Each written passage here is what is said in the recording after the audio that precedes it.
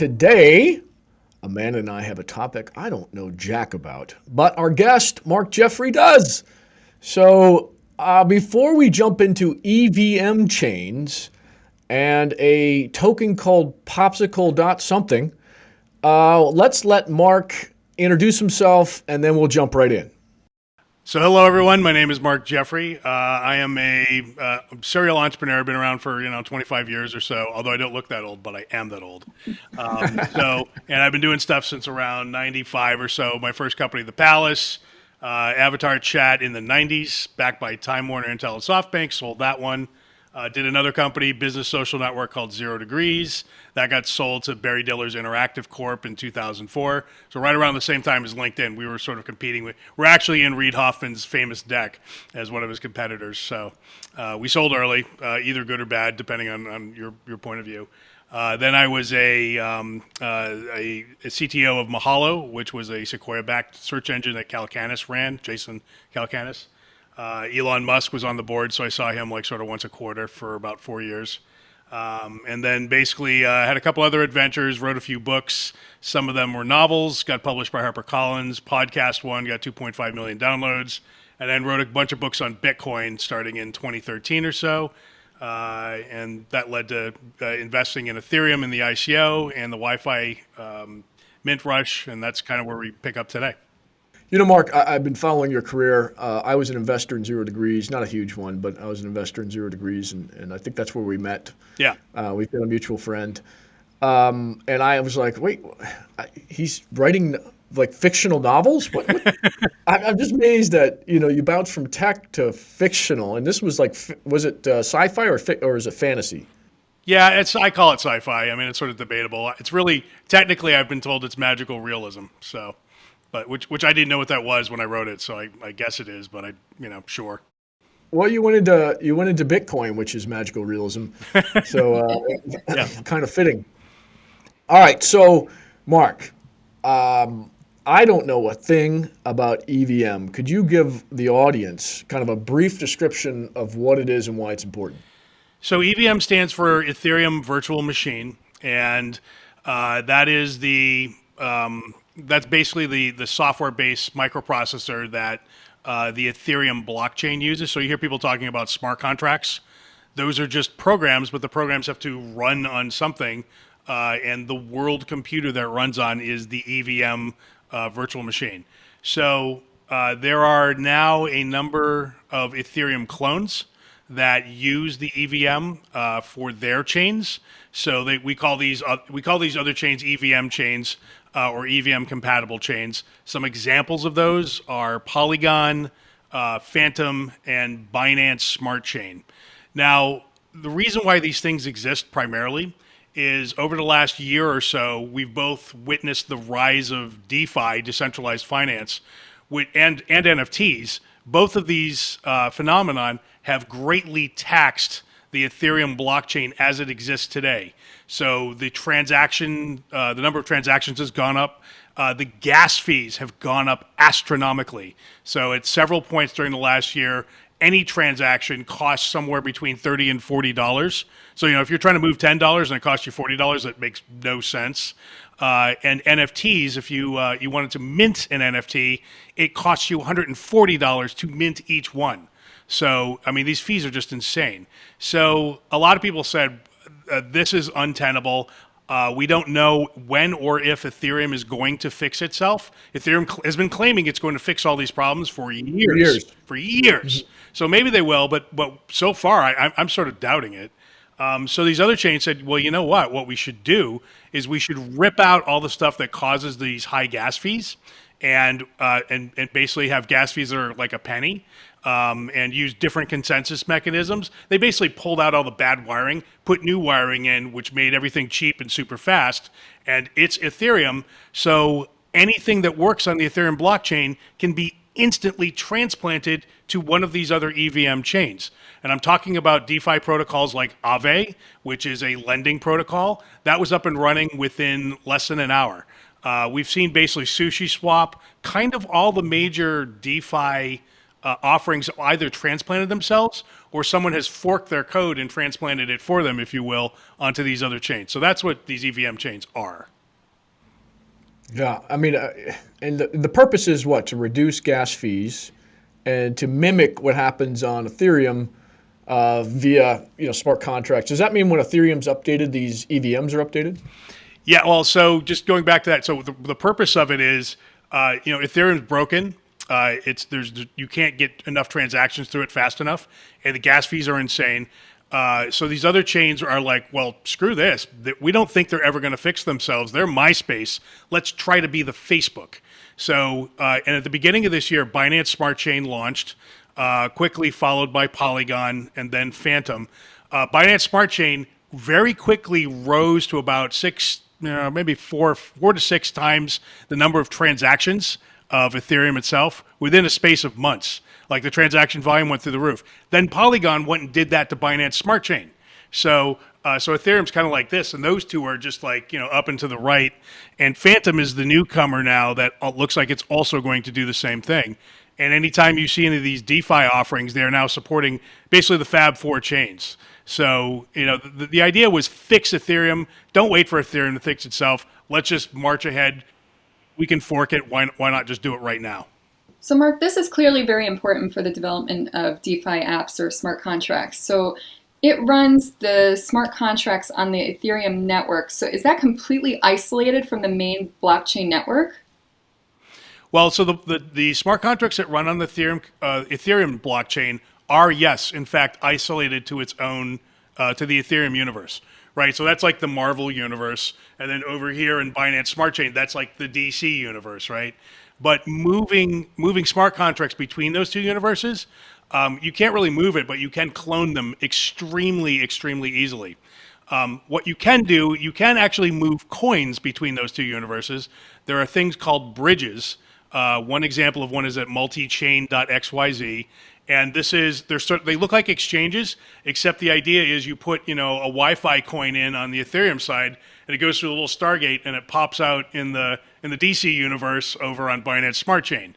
And these bridges now are rising and proliferating very quickly, and being able to move coins between them is becoming extremely easy. And that was one of the things we needed to have happen so that these other chains can get mass adoption extremely quickly because of the bridges and because of the EVM compatibility. It's just insane how easy it is to do things. And so these EVMs are literal forks of Ethereum. Yes. Is that correct? Yes, they are literal forks with one difference. They've changed the instead of using proof of work mining, right? Because if they did that, they would have to achieve the same number of miners as Ethereum in order to be competitive. So they said, screw that. We've seen EOS and Neo and some other blockchains. Never mind what they did wrong. They did some things very right. And they basically had proof of stake and other, delegated Byzantine fault tolerance algorithms. So they sort of took the best of those ideas and implemented them on their smart chain. So they have modified the consensus mechanisms and the mining rewards or the block production rewards. So those things have changed, but everything else is exactly the same. Okay, so I mean, if you're looking at Ethereum now, who's been claiming, as you said, for 2 or 3 years to fix, they're gonna move to proof of stake. So why didn't they just do what the rest have just done? I don't understand why. Why they weren't able to do that. Well, because Ethereum is a loose net confederation of many voices that don't agree, right? So you have cacophony. You don't have an Iron Man at the top, right? So Vitalik is not like the dictator, and I usually hate dictators, but in this one case, we absolutely they needed one in order to proceed quickly enough to compete. CZ is a dictator, right? So CZ said, we're doing this, and that's and voila, Binance Smart Chain arose out of the ground almost overnight. Polygon and Phantom are definitely far more egalitarian and much more decentralized. But they too, during their formative periods, were effectively dictatorships and sort of did what they want. So they didn't have to deal with the squabbling voices that the Ethereum development community has. Yeah, and if you're listening at home, what he's talking about are the CEO. Well, they're not really the CEOs of Ethereum and Binance, but they're the de facto leaders, I guess you'd call them. And so that's who Mark's talking about. Mark's very inside crypto. Yeah, sorry. So Please. we're trying to usher in a new group of people that don't understand this universe because it is a brand new universe for most people. Vitalik is like the spiritual leader, if you will, of Right. Ethereum, right? So he's not really in charge, but everyone listens to him because he came up with it, or was one of the guys who came up with it. Whereas CZ actually is the CEO of Binance. So he is, in fact, a dictator.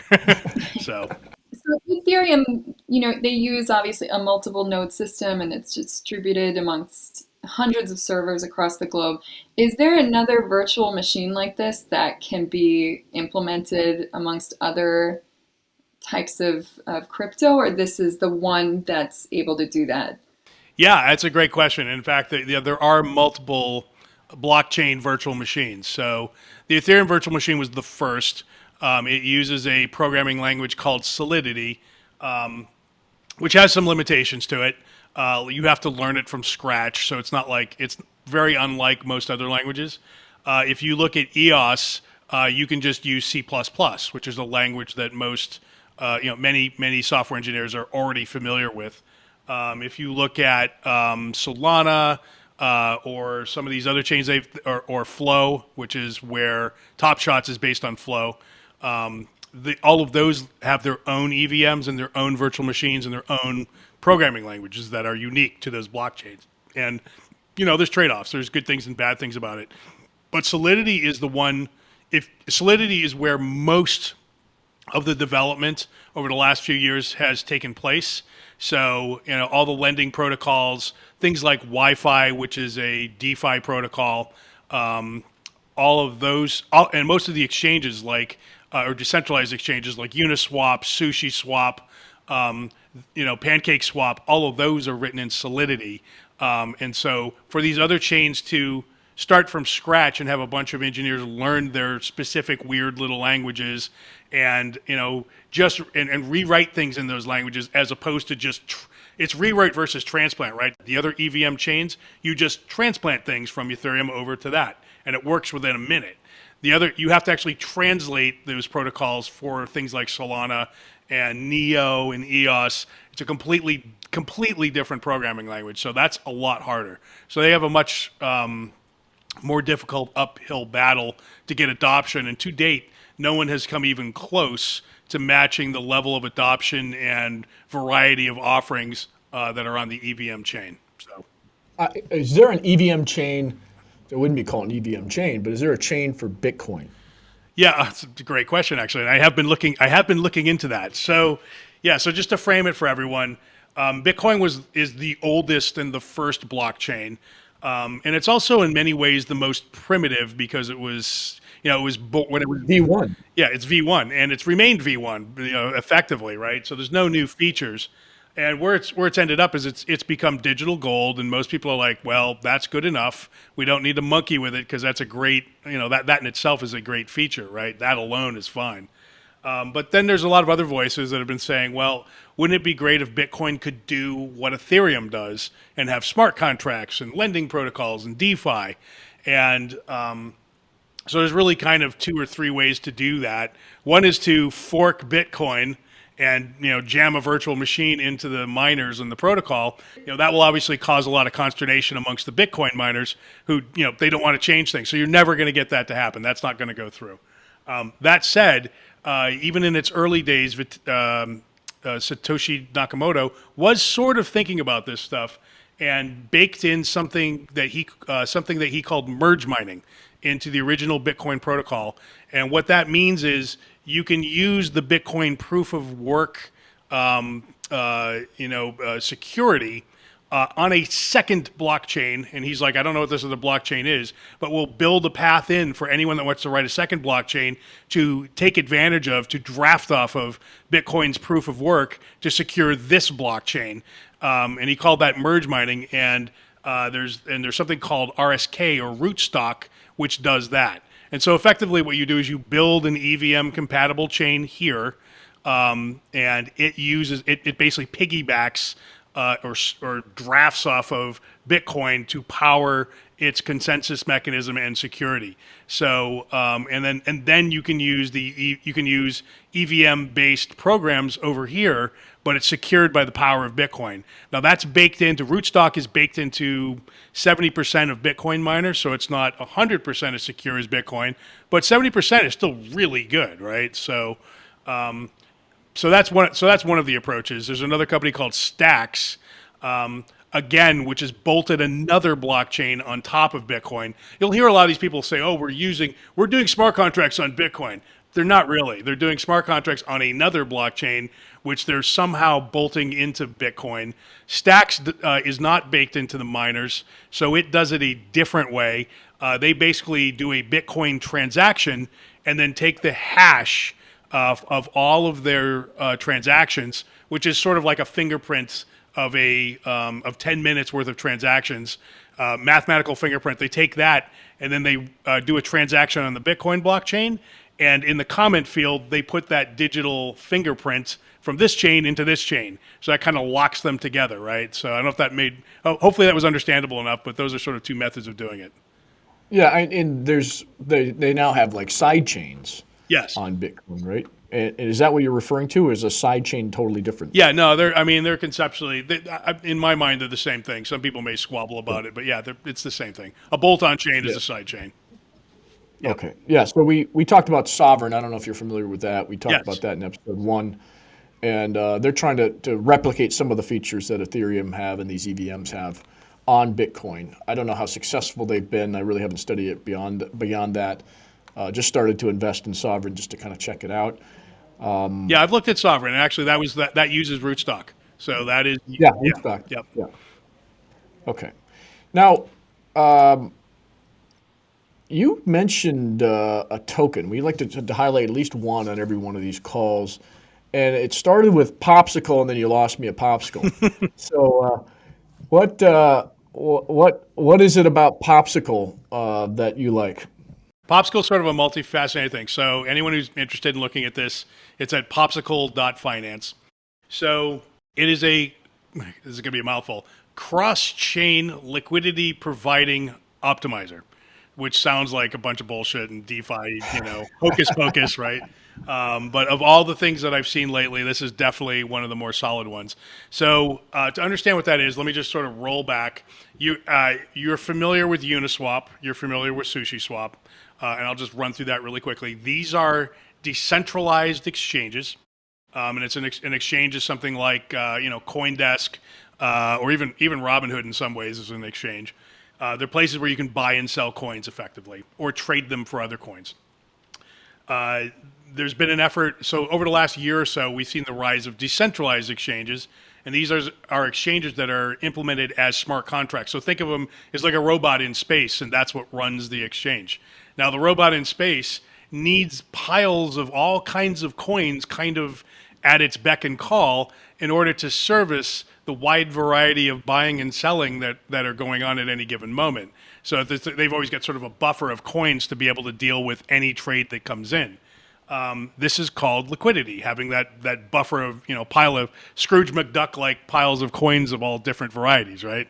So where does that liquidity come from? Well, they come from you and me. So in decentralized exchanges, you and I have an opportunity to provide liquidity to the decentralized exchange so it has coin piles. Why the hell would we do that? Well, because we get paid, of course, and the exchange pays us transaction fees anytime one of our coin piles is touched. Super cool, right? So it's like we're like partial owners of the exchange fractionally, right? And so people have made a lot of money being liquidity providers or LPs on Uniswap, SushiSwap, etc. And now the transaction fees that you get are proportional to the value you're providing to the exchange. So if the exchange is starved for a certain coin and you provide it, well, you're going to get paid a lot more, right? So it's always trying to optimize what it's paying everyone. And these rates fluctuate a lot, right? So what Popsicle does in part is it figures out like the best place for your money to be doing liquidity providing at any given moment on any chain. So all those EVM chains I just spoke about, Phantom, Polygon, Binance Smart Chain, Ethereum, any exchange, or at least the major ones, it'll just figure out where the best rates are, and you just stick your money into Popsicle, and it'll move it around and find you the best yield possible on all those chains. So that's what Popsicle is. Now, the whole vision is not up and running yet, so don't expect this to be running today. They have two things up right now. One of them is something called Sorbetto. Sorbetto is actually the product which does the cross-chain optimization that I just spoke about. Popsicle, the other thing that they do is they do farming as a service for anyone that has a coin. And they want to, if I have a new coin, let's say, I'm working with a company called Artaku, and let's say I'm not saying there is a coin, but maybe there will someday be a coin called Arta. And the Arta token, it's a new token, so we want there to be liquidity for it. We can go to Popsicle and say, hi, we'd like you to set up an Arta Popsicle stand. And this is where we tell people, go out and create liquidity on these exchanges. Come back with your proof of liquidity, which is a token that these exchanges give you. It's kind of like your coat check. Take your coat check, deposit it in our farm, in the Arta farm on Popsicle. We, Artaku, will then reward you in more Arta tokens. And it can be 100%, 200% APY. So it's very valuable. So people are very, very motivated to participate in these farms. So you've heard people talk about farming. That's essentially what that is, right? So those are the two things that Popsicle does today. Okay, so who owns the keys in that scenario, especially when you're farming across chains? Well, in this case, the owner of those keys would be Popsicle. So Popsicle has, decentralized governance. Now, is it really, how can we verify all this? You can't, ultimately you can't, and that's why you have a lot of rug pulls and a lot of false projects, unfortunately. What you can do is sort of get to know the people on Twitter and, Telegram and other places, and look for names that are well known in the industry who are, saying, yes, I'm working with these people. People are vouching for it. Somebody like Andre, who's the main guy behind Wi-Fi, if he says something's legit, I believe him. So it's you got to be a little bit careful on these things. But Popsicle is one that's been pretty well vetted, actually. Andre actually has been working closely with them, as well as the folks at Phantom, and we know some people who know them, so we feel very comfortable with them. Yeah, and there should be a way, because some other projects do this, where it's not just one person that has the access to the keys. You've got to have like three people turning the key, simultaneously, to use a nuclear analogy. They do. So that's already true. Sorry, I probably wasn't clear about that. That is, in fact, how these things work. And usually there's like 7 or 9 people that hold a multi-sig key, and all of them, or at least a majority of them, have to turn the key nuclear style in order to affect any change to the site or the contracts. Okay, well, we're going to wrap things up, but I've decided to introduce some final questions. Go ahead. One of the questions I always get is, okay, where's Bitcoin going to be at the end of the year? And we get some wild predictions here. So, Mark, at the December 31st, 2021, what will the price of Bitcoin be?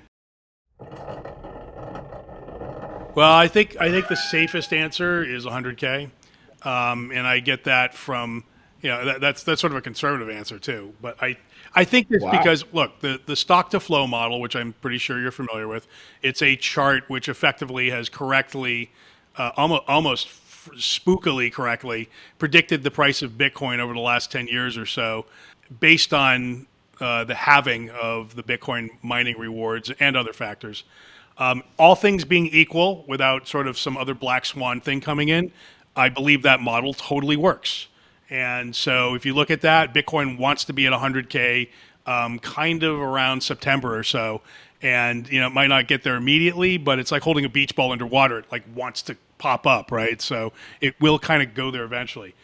Now, there's sort of two other wild cards operating in parallel. One is there's a lot of rumblings about new regulation and, Elizabeth Warren saying she hates Bitcoin. And, Bitcoin has enemies now that it didn't have before. That are trying to take its head off, and at the governmental level. So we don't know how that will play out. We don't know how vicious they'll be. We don't know how aggressive they'll be. I think there's many schools of thought on that. That they're friendly. They just want to make sure there's no terrorism or other things. And other people are like, no, they actually want it to go away. So there's probably a mix of both. I think China did us an amazing favor. So, I mean, I think one of the biggest criticisms of Bitcoin was that, I think 60 or 70% of the mining was concentrated in China. So if China decided to wake up one day and say, you know what, we'd like to 51% attack Bitcoin, and since we have 60% of the miners, we can do it anytime we want. They had that power for a very long time. They very foolishly gave it away. So I think I think this is one of the most colossal blunders China has ever made. And I think, but it's made Bitcoin stronger by creating a mining diaspora where the mining is now everywhere all over the earth. And in many cases in the United States, a lot more than it was before. A lot of it's coming here. So it's benefited America. America has been stupid about crypto, and now they're just accidentally benefiting from China's missteps. So I think it's great. There's some short-term kind of pain as the mining difficulty dives. But ultimately, I don't. It dove to where it was about a year ago. So kind of whatever. It's not like it's disastrous. I think most concerning to me is what Barclays and Bank of Santander is doing over in the UK, and I hope that doesn't spread. Actually, I kind of hope it does, because people are going to be like, okay, this is a rigged game. Yeah. We got to get out of the banks and become bankless. So, any thoughts on that? Yeah. So what you're describing is specifically, I know that Barclays sent out a message to all of its users saying, we will no longer allow you to spend your money at Binance. And this is for your own safety, right? For my own safety, you're telling me what I could do? So this is outrageous. It is. It is absolutely outrageous. And the internet kind of, Twitter violently reacted to it and called it out properly as such.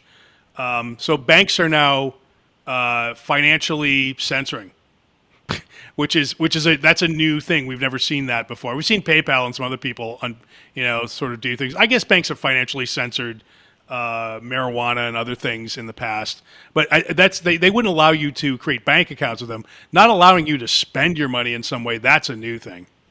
So yeah, it's very bad. It seems like a lawsuit waiting to happen, but maybe not in the UK. They've got different laws over there. Yeah. But anyway, we're going to wrap things up. How do people find you online? Where can they reach out to you and ask you additional questions they might have as a result of this video cast? Sure. The best place is on Twitter. I am at Mark Jeffrey, Mark with a K, Jeffrey. That's kind of it. That's the biggest place I am. So. Yeah, and I follow Mark, and he puts out some very educational things, even in 60 characters. So definitely follow Mark. And if you've got any questions for him, you just send him a tweet. He's pretty active. Thank you.